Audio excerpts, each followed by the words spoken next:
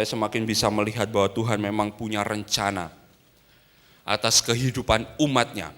Saya yakin ini nggak ada perkara kebetulan. Di atas muka bumi ini nggak ada perkara kebetulan. Yang terjadi remeh, yang terjadi vain ya, terjadi begitu aja. Tepatnya beberapa hari yang lalu, ya pagi hari ini saya berdoa, Tuhan saya harus menyampaikan apa. Kayaknya saya harus pilih beberapa topik saudara. Tapi beberapa hari yang lalu waktu saya baca broadcast message, saya baca itu saya diberkati saudara.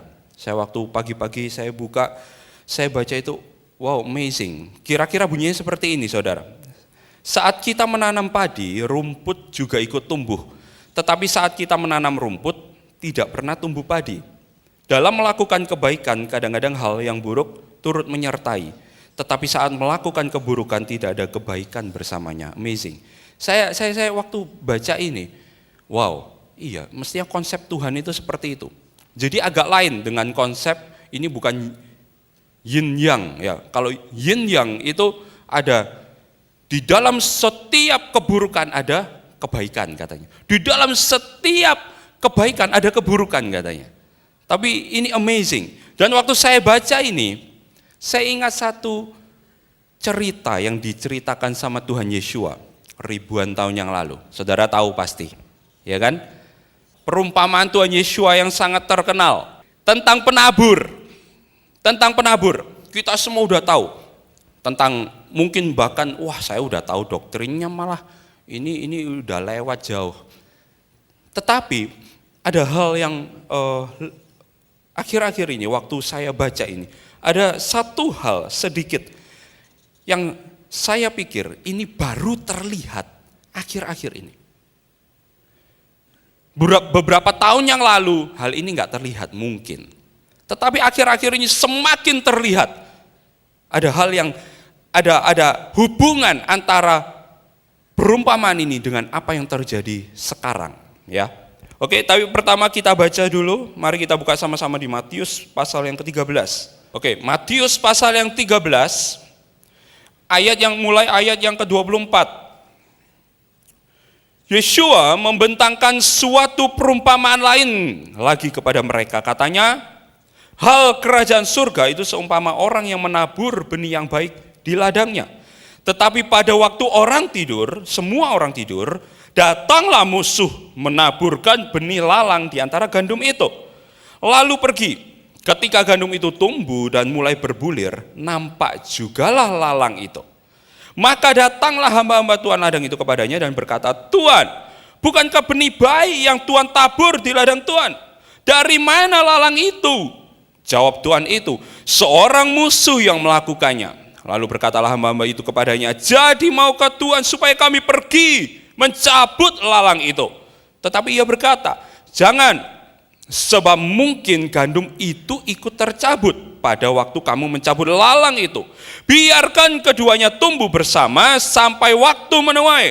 Pada waktu itu aku akan berkata kepada para penuai, kumpulkan dahulu lalang itu dan ikat berberkas-berkas untuk dibakar. Kemudian kumpulkan gandum itu ke dalam lumbungku.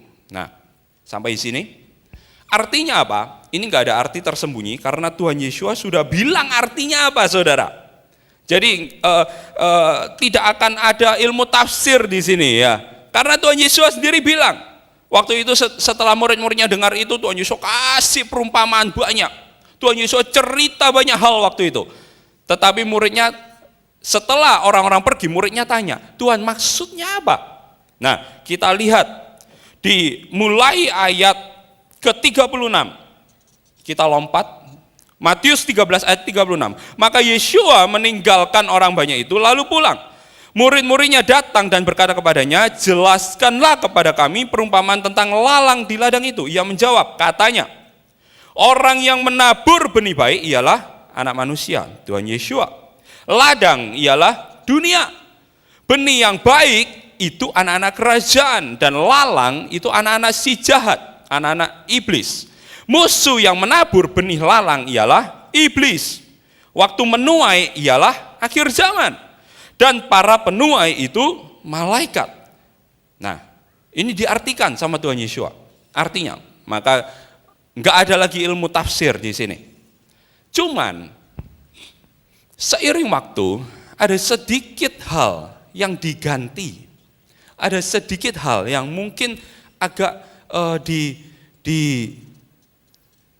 disesuaikan, saya bilang, supaya halus ya saudara, disesuaikan.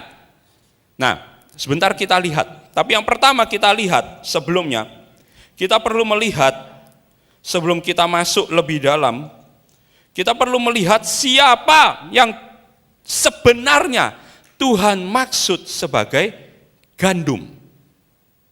Jelas, anak-anak kerajaan tadi dibilang. Hanya ada arti yang lebih khusus di sini. Anak kerajaan itu siapa?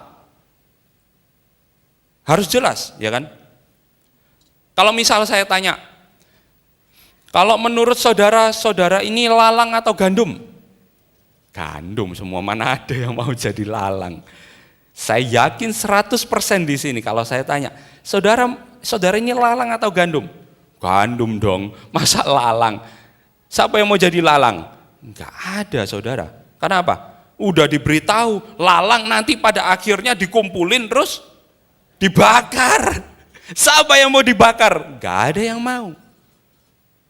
Tetapi apakah kita sudah benar-benar jadi gandum? Ini masalahnya. Karena itu kita perlu ngerti dulu maksud Tuhan, gandum ini apa? Kalau semua ditanya, ya semua gandum dong. Bahkan dari ahli-ahli kitab, dari masa-masa lalu mereka bilang, mereka gandum yang dipisahkan dari lalang. Tapi apakah mereka benar-benar ngerti maksud gandum itu apa? Saya kasih judul ini wheat and wheat. Atau wheat versus wheat, ya kan? Mirip ya. Wheat itu rumput liar mestinya. Wheat itu gandum. Cuman kalau saudara lihat, saya ajak ini saya cuman jabarkan fakta yang ada, yang tertulis. Kalau saudara lihat versi Amplified di Matius 13 ayat yang ke-43. Kalau di versi LAI ayat 43 berkata gini, pada waktu itu orang-orang benar, ini gandum, orang-orang benar akan bercahaya seperti matahari dalam kerajaan Bapa mereka. Siapa bertelinga hendaklah ia mendengar. Berarti gandum adalah orang-orang benar. Nah, di versi Amplified katakan seperti ini, then will the righteous, orang-orang yang benar, dijabarkan lagi. Siapa righteous itu, orang-orang benar itu?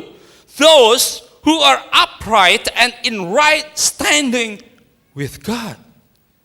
Mereka yang benar dan mereka yang berdiri benar di hadapan bersama dengan Tuhan.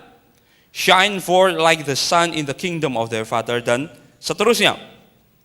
Versi Amplified katakan righteous itu mereka yang benar dan berdiri benar bersama dengan Tuhan. Saya kasih sedikit lagi saudara. Sebetulnya bedanya gandum dan lalang itu apa sih? Kalau dari perumpamaan ini. Bisa dilihat pada akhirnya, ya kan? Katanya. Soalnya kenapa? Tuhan bilang tunggu waktu penuaian. Berarti pada akhirnya beda. Selain itu, kira-kira saudara tahu nggak bedanya apa? Apalagi menurut perumpamaan ini. Selain mungkin nanti hasil akhirnya beda. Kalau saya boleh bilang buahnya beda. Ya, buahnya beda, hasil akhirnya itu beda. Gandum dan lalang. Selain itu, apalagi yang beda? Benihnya beda. Ya enggak? Pasti dong. Benihnya beda. Asal benihnya beda. Saya tanya, asal benihnya gandum, tadi menurut perumpamaan ini, siapa yang tabur? Tuhan Yeshua. Benihnya berasal dari Tuhan Yeshua. Kalau lalang, benihnya iblis. Itu Tuhan Yesus sendiri yang bilang, itu Alkitab yang tulis. Bukan saya yang ngomong, bukan saya yang ngarang, saudara, enggak. Alkitab yang tulis. Kalau benihnya, berarti kan asalnya. Ya enggak? Tapi banyak orang, mereka enggak sadar. Mereka benihnya, itu bukan dari Tuhan Yesus. Nah, saya tinggal dulu sampai situ. Di ayat yang ke-43 tadi, kan then will the righteous, ya kan? Righteous, orang yang benar, kalau kita lihat di dalam strong, kamus strong, ya. Kamus strong menulis apa? Orang yang benar ditulis itu bahasa Yunaninya dikaios, righteous. Righteous itu dikaios. Dikaios, definisi dikaios itu apa? Righteous, observing divine laws, upright, kemudian apa? Keeping the commands of God, equitable in character or act, observing divine laws. Berarti orang yang benar di situ dimaksud. Definisinya dikaios. Dikaios artinya salah satunya mereka yang tahu tentang perintah-perintah Tuhan. Saya tanya, waktu Tuhan Yeshua bilang tentang hal ini zaman itu, yang dimaksud di sini orang yang keeping the law, orang yang keeping divine laws, itu orang yang pegang apa? Torah. That's it. Waktu zaman dulu masih Rasul Paulus, waktu zaman Tuhan Yesus cerita ini perumpamaan, Rasul Paulus bahkan mungkin belum bertobat. Oh ya pasti belum bertobat. Dan dia pasti belum tulis surat Efesus, Galatia, Roma dan sebagainya, belum. Apakah para rasul sudah tulis kitab-kitab mereka? Belum. Berarti yang dimaksud Tuhan Yesus adalah Torah. That's it. Kalau kita kembali di ayat yang tadi. Orang yang berdiri di atas kebenaran bersama dengan Tuhan. Saya nggak bilang orang yang nggak naati Torah terus masuk neraka, masuk surga. Bahkan kita sendiri masuk surga, masuk neraka. No. Siapa kita jadi hakim? Siapa kita bisa tentuin masuk surga atau masuk neraka? No. Nggak bisa. Tapi saya bilang, kalau kita mengikuti kebenaran Tuhan, chance-nya, kemungkinannya untuk masuk ke dalam kerajaan Tuhan itu lebih besar. Iya dong, itu sesuai dengan firman Tuhan. Ada dasarnya firman Tuhan semua. Itu yang Tuhan katakan. Chance-nya pasti lebih besar. Nah sekarang terserah orangnya, mau ambil yang lebih besar atau yang chance-nya lebih kecil. Sebetulnya ada garis yang tegas, saudara. Tapi saya belum waktunya untuk sampaikan tentang hal itu. Nah, untuk yang kayak gitu ya, saudara. Misalnya dibacain ayat, dibukakan semua ayat. Tuh, Paulus bilang, kita nggak usah ngerayain Sabat, kita nggak usah ngerayain hari raya, Feast of the Lord, nggak usah permasalahkan masalah yang apa Torah apa segala macam. Tuh Paulus yang bilang loh. Ada tuh ayatnya dibukain ya kan, di Kolose, di Galatia, di Roma semua dibukain. Itu sudah saya pernah jelaskan sebelumnya. Tapi saya akan ulangi pagi hari ini. Yang Paulus maksudkan, kita harus lihat historicalnya. Waktu itu keadaan jemaat seperti apa? Misal Paulus tulis surat Galatia, kita harus lihat keadaan jemaat Galatia itu seperti apa. Paulus tulis surat Kolose, kita harus tahu keadaan jemaat di Kolose waktu itu seperti apa. Paulus tulis surat untuk jemaat di Efesus, kita harus tahu keadaan jemaat di Efesus itu seperti apa. sebelum kita menafsirkan surat Paulus. Karena seperti Petrus bilang, surat Paulus itu sulit dimengerti. Dan kalau seseorang gak kuat imannya, dia akan twist surat itu, artinya bisa beda.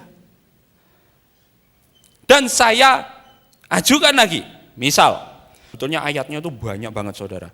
Ayatnya itu banyak banget tentang Paulus tulis tentang halakanya orang Yahudi ini. Oke, kalau saudara lihat mungkin di Kolose, itu aja yang paling saya ingat karena lately ada yang tanya sama saya. Kolose 2, kalau saudara lihat ayat 16. Kolose 2 ayat 16, karena itu jangan kamu biarkan orang menghukum kamu mengenai makanan dan minuman atau mengenai hari raya, bulan baru ataupun hari Sabat. Semua ini hanya bayangan dari apa yang harus datang, sedang wujudnya ialah Kristus. Kalau saudara ikuti dari awal sampai akhir, pusat dari semua pemberitaan kita itu Kristus. That's it. Dan apakah di sini Paulus bilang, udah kamu nggak usah merayakan hari raya Paskah, hari raya Pondok Daun, hari raya. No, nggak ada disebutkan seperti itu. Paulus bilang apa? Jangan kamu biarkan orang menghukum kamu mengenai makanan, minuman atau hari raya, bulan baru dan lain-lain. Nah kita harus tahu keadaan jemaat di Kolose waktu itu. Saya cepat saudara, ya mestinya panjang, tapi saya cepatkan ini. Keadaan jemaat di Kolose waktu itu, seperti saudara tahu, jemaat-jemaat dulu itu, jemaat awal itu tidak ibadah seperti kita kayak gini di gereja. No, mereka ibadah di sinagog dan mereka masih campur. Artinya ada yang ortodoks, Jews, yang mereka tidak percaya Tuhan Yeshua itu juru selamat. Mereka beribadah di sinagog. Dan ada mesianik, orang Jews yang percaya Tuhan Yeshua itu adalah Tuhan dan juru selamat, tapi mereka menaati Torah. Itu orang mesianik. Dan ada Gentile, Christian, orang-orang bangsa lain Christian yang tidak mengenal Torah, tapi mereka percaya bahwa Tuhan Yeshua adalah Mesias. Itu beribadah sama-sama di sinagog. Dan ada orang-orang waktu itu, tepatnya di Kolose, ada sekte yang muncul waktu itu. Sekte ini bilang apa? Kalau kamu hari Sabat, kamu harus menderita. Maksudnya menderita, yo nggak ngomong harus menderita, no. Tapi kamu harus puasa, kamu harus meratap, kamu harus, pokoknya bahasa sini saudara, bahasa Maduranya ya, bahasa sininya, bahasa Jawanya, disorok-soroke gitu. Disorok-sorok no gitu saudara, bahasa Surabayanya gitu. Disorok-sorok no pokoknya. Itu ada satu sekte yang seperti itu. Nah, Paulus dan sekte itu menggoyangkan iman jemaat Kolose waktu itu. Nah, Paulus tulis surat karena keadaan jemaat seperti itu. Paulus tulis surat, jangan kamu biarkan orang menghukum kamu mengenai makanan, minuman atau hari raya, bulan baru, hari Sabat. Makanan sudah saya jelaskan waktu lalu, ya kan? Waktu lalu saya sudah jelaskan tentang makanan. Maksudnya yang dimaksud Paulus makanan, minuman di sini itu apa? Saya sudah jelaskan. Karena apa, saudara? Saya analogikan. Misal, oke, ini Paulus ngomong tentang, kamu boleh makan terserah, makan minuman anything, kamu boleh makan minum terserah, dan kamu ndak usah lagi ngerayakan hari-hari raya, ndak usah. Ngapain? Hari raya Pesach, hari raya Pondok Daun, hari raya Shavuot, ndak usah dirayain lagi, karena Tuhan Yesus sudah datang. Kalau itu berarti seperti itu, kalau analogi ini berarti seperti itu, saya katakan, saya tidak akan percaya firman Tuhan. Why? Karena kontradiksi dengan ayat-ayat yang lain. Kalau ini benar firman Tuhan, maka isinya harus sinkron. Tidak ada yang kontradiksi di sini. Seharusnya seperti itu, kalau firman Tuhan. Why? Karena Tuhan yang kasih hikmatnya. Nggak mungkin Tuhan kontradiksi. Sebentar bilang gini, sebentar bilang gitu. No. Saya kasih tahu beberapa ayat di mana Paulus bilang sendiri. Paulus bilang seperti apa? Paulus bilang seperti ini. Di Roma ayat 3 ayat 31. Jika demikian adakah kami membatalkan hukum Taurat karena iman? Sama sekali tidak. Sebaliknya kami meneguhkannya. Kalau analoginya seperti itu, yang tadi saya bilang, berarti bertentangan dong antara surat Kolose sama surat Roma. Saya bilang, Paulus berarti orang yang mencela-mencela. Why? Karena dia sama orang Roma bilang gini, sama orang Kolose bilang gini, sama orang Galatia bilangnya lain lagi. Nah, atau analogi yang kedua, seperti yang saya jelaskan tadi. Kalau ini bicara mengenai halakanya orang Yahudi, dan ada sekte-sekte yang muncul di tiap jemaat itu, maka nggak bertentangan, saudara. Ini semua jadi sinkron. Firman Tuhan jadi, wow, ini sinkron banget. Tulisan-tulisan Paulus, saya adore banget Paulus. Saya kagum banget sama Paulus. Why? Karena hikmatnya luar biasa. Apakah saya menentang ajaran Paulus? Sama sekali enggak. Enggak. Justru Paulus ini adalah rasul yang memiliki understanding, pengertian yang dalam. Pewahyuannya dalam banget. Hanya anak-anak Tuhan itu seringkali salah ngartikan apa yang dimaksud oleh Paulus. Dan ini udah diperingatin sama Petrus. Saya dengar ya itu, ada beberapa orang bilang gitu, kasih masukannya, kan bahkan kasih ayat. Banyak ayatnya, banyak saudara. Banyak kasih ayat. Saya cuman bilang satu hal, saya kasih sedikit cerita untuk mengerti ini, ya kan? Untuk mengerti hal ini. Misal nih, ini mungkin cocok buat teman-teman yang masih muda. Tapi buat Bapak Ibu ya Bapak Ibu sudah melewati ya. Kalau teman-teman masih muda ini pergumulannya apa? Sebagian besar 95%, apalagi yang masih single. Ya kan? Pergumulannya apa? Pasangan hidup dong, ya kan? Kok doain pasangan hidup dong, ya kan? Doain pasangan hidup dong. Wah, itu udah wah, dari zaman dahulu kala sampai sekarang. Itu yang terjadi. Nah, saya analogikan seperti ini. Misal ya. Saya kasih contoh siapa? Robi deh. Robi kan udah menikah ya kan, udah mau punya anak lagi ya kan. Enggak apa-apa kan, kasih contoh. Misal nih, Robi sama Silvi. Belum jadian. Sekarang udah jadian jelas-jelas saudara. Ya kan, nanti jangan dideketin, soalnya jangan dipikir masih single. Ini udah jadi, udah menikah, udah mau punya anak ini ya kan. Ceritanya Robi sama Silvi. Enggak apa ya, buat contoh ya. Robi, dia naksir Silvi. Ya kan? Wah, dia naksir banget. Wah, ini kelihatannya memang dari Tuhan. Wah, pokoknya hatinya itu kalau deket-deket kelihatan itu berdebar-debar gitu, ya kan? Kan orang-orang biasanya jatuh cinta seperti itu, saudara, ya kan?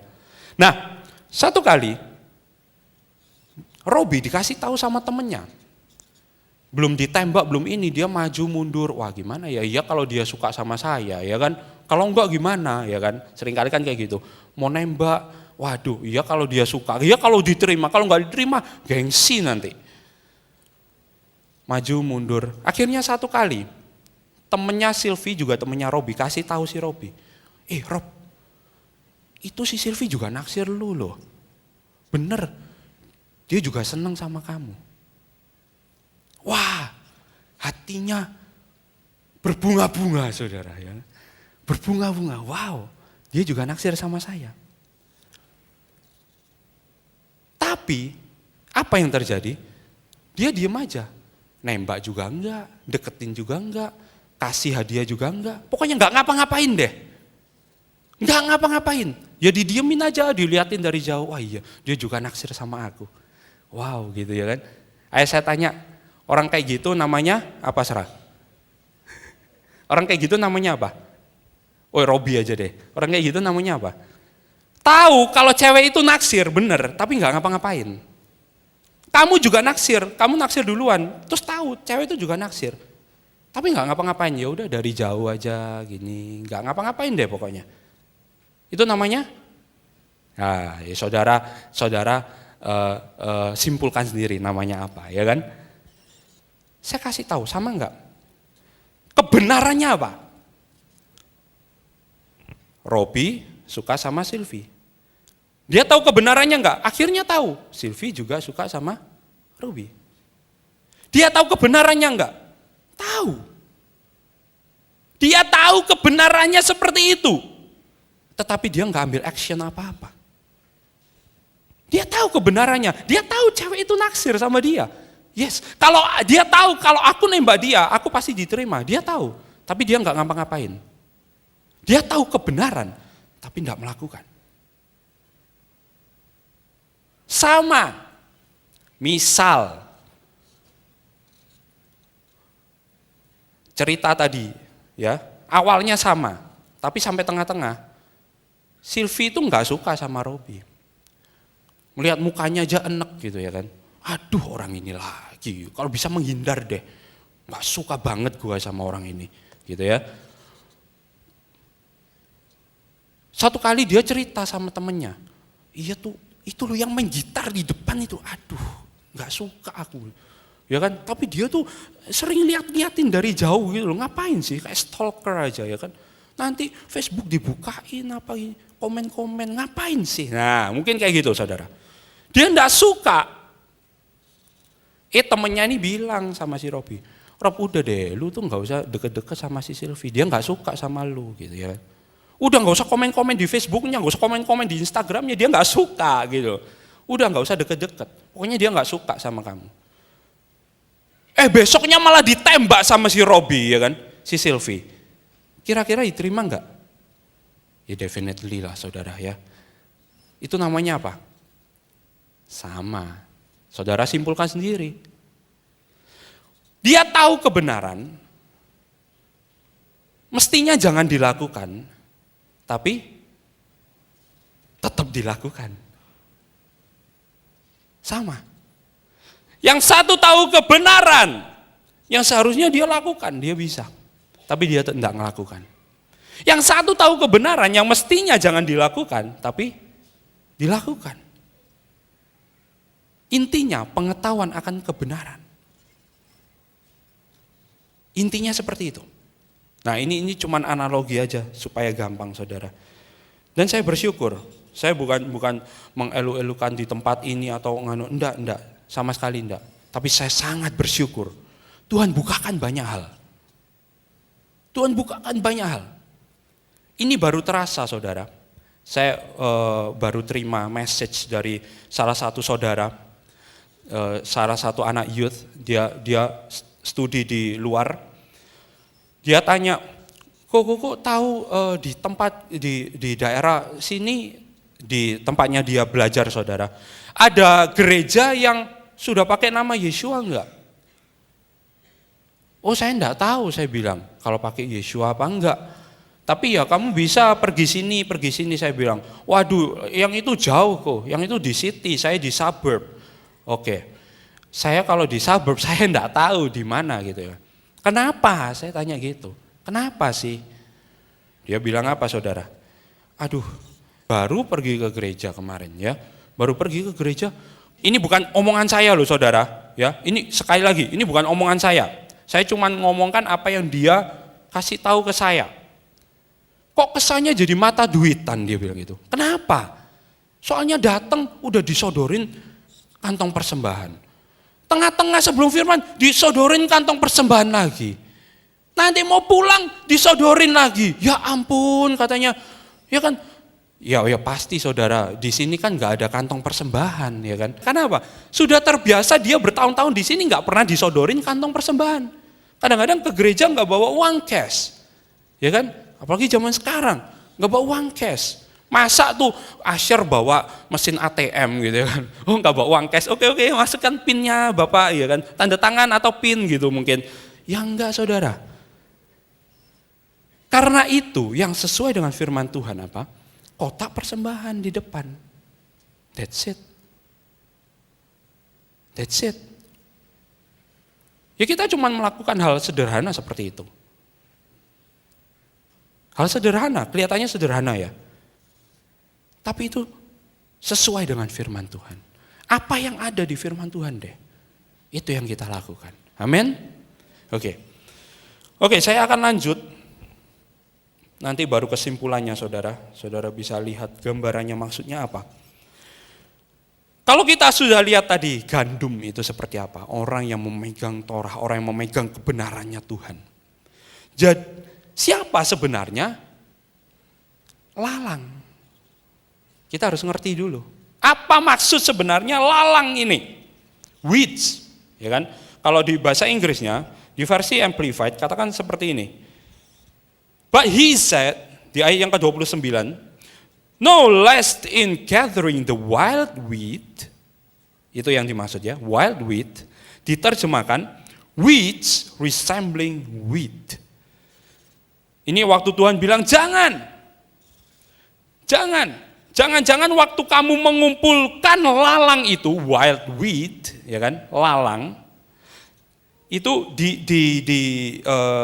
diartikan lagi, itu weeds resembling wheat.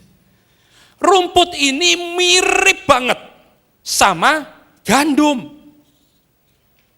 Rumput ini mirip banget sama gandum. Ada gambar. Gambarnya itu kira-kira seperti ini, saudara. Nah, yang kiri itu gandum. Yang kanan itu lalangnya yang dimaksud. Karena apa? Karena kalau saudara lihat weeds di situ, lalang di situ, bahasa aslinya Greek itu bilang Sisania.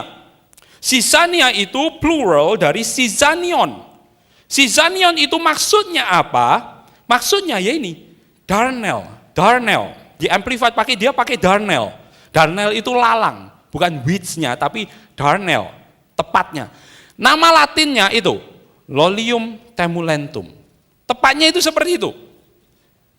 Dan ini agak diubah, disesuaikan oleh beberapa orang jadi weeds, jadi rumput liar. Supaya apa? Supaya benar-benar beda. Satu gandum, satu rumput liar. Oh, beda jauh. Tapi bahasa aslinya itu sisanya. Yang artinya ini. Tumbuhannya seperti ini.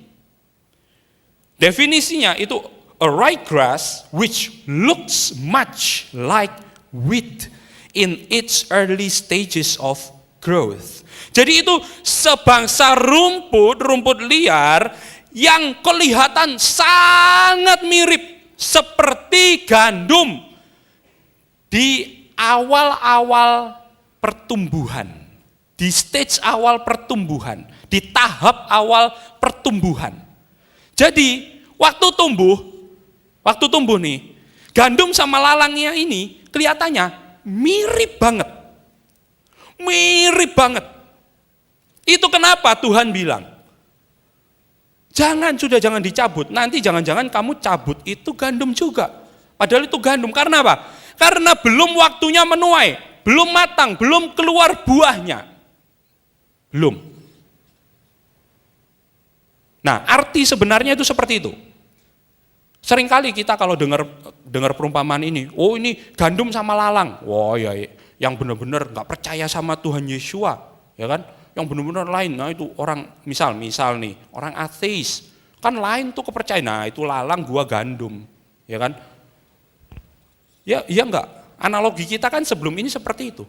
Tapi kalau artinya yang Tuhan Yesua maksudkan itu lalang, itu darnel, itu sangat mirip sama gandum. Mirip banget. Ya kan? Mirip banget memang. Baru nanti waktu keluar bulirnya, itu beda.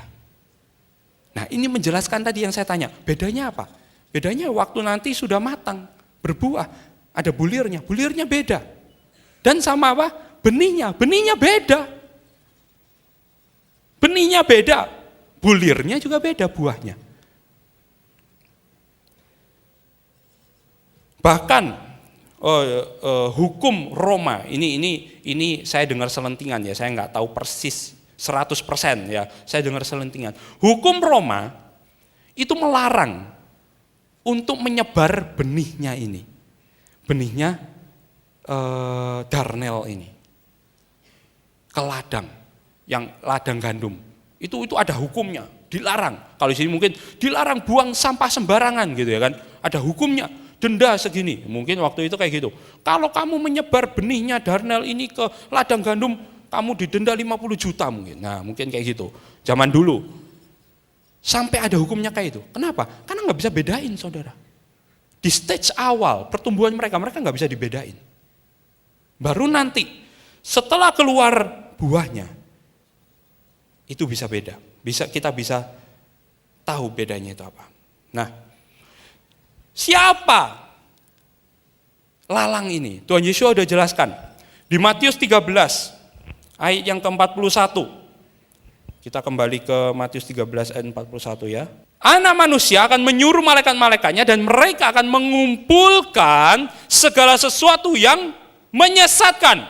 Dan semua orang yang melakukan kejahatan dari dalam kerajaannya. Versi Amplified kata, the Son of Man will send forth his angels and they will gather out of his kingdom all causes of offense. Yang melawan Tuhan.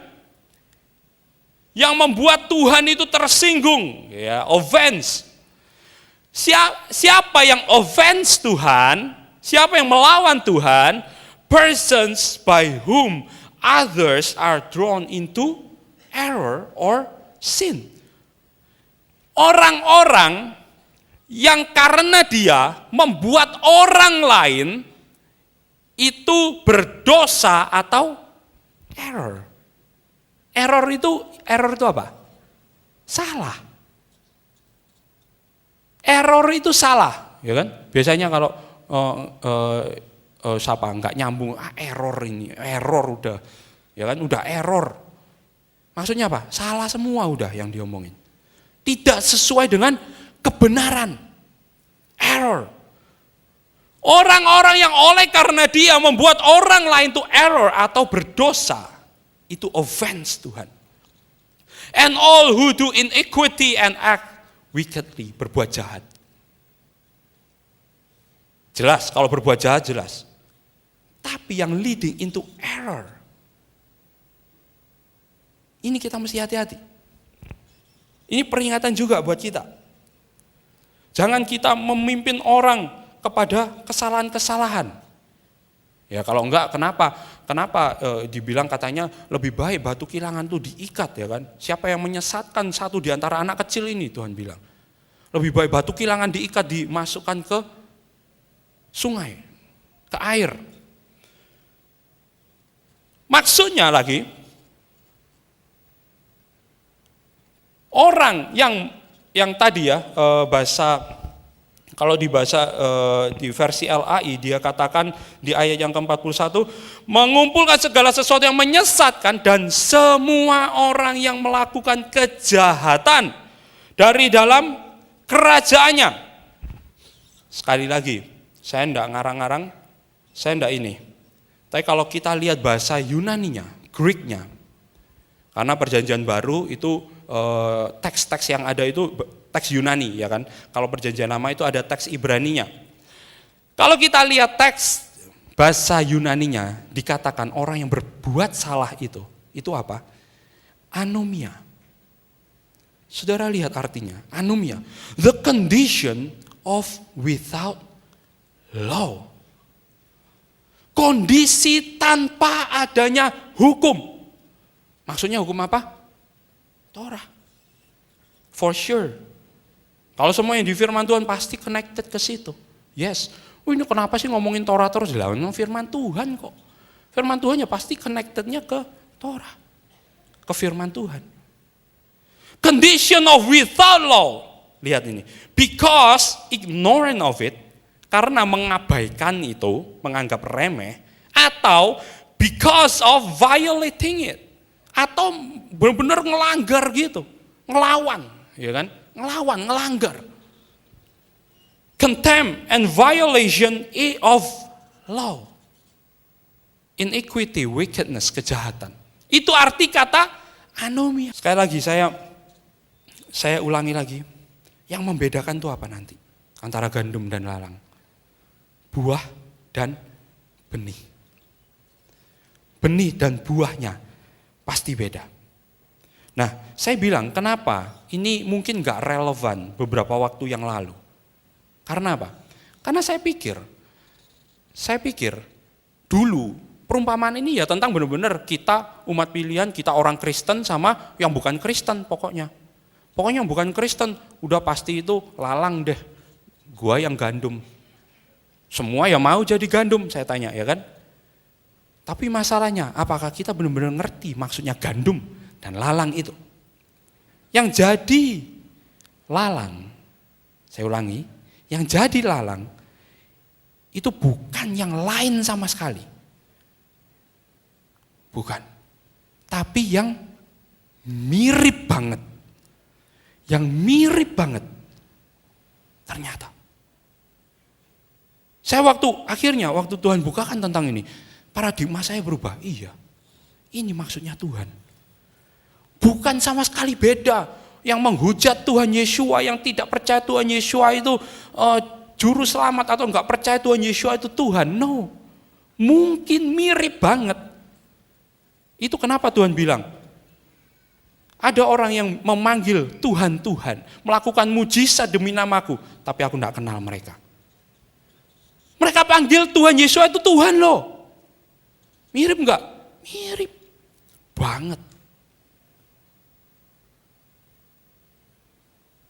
Itu kenapa? Kalau kita kembali kepada kebenarannya, itu kita sedang kembali kepada benihnya Tuhan Yeshua. Saya ulangi, kalau kita sekarang kembali kepada kebenaran Tuhan, yaitu kitab-kitab para nabi, Torah yang ada, itu kita sedang kembali kepada benihnya Tuhan Yeshua. Karena apa? Yang buat lain benih dan buahnya. Saya yakin buahnya nanti juga lain. Saya yakin. Dan kalau saudara mengikuti apa yang diajarkan tempat ini, semuanya itu jadi masuk akal. Saya yakin Tuhan itu juga Tuhan yang bisa kita terima dengan akal kita juga. Yes. Dia melakukan hal-hal di luar akal kita. Yes. Tapi firman-Nya ini juga masuk di akal kita. Kalau enggak, gimana kita menyembah dengan akal? Tuhan bilang suruh kita menyembah dengan akal juga. Kalau akal kita enggak terima, Tuhan ini enggak masuk akal gitu ya kan mungkin. Enggak make sense. Gimana kita bisa nyembah Dia dengan akal budi kita? Enggak bisa. Tapi kalau itu masuk di dalam akal budi kita, waktu kita nyembah Tuhan, iya, Tuhan ini Tuhan yang besar, Tuhan yang luar biasa. Tuhan ini planningnya gede banget. Kok bisa Tuhan itu sudah taruh. Luar biasa. Nah, itu maksudnya.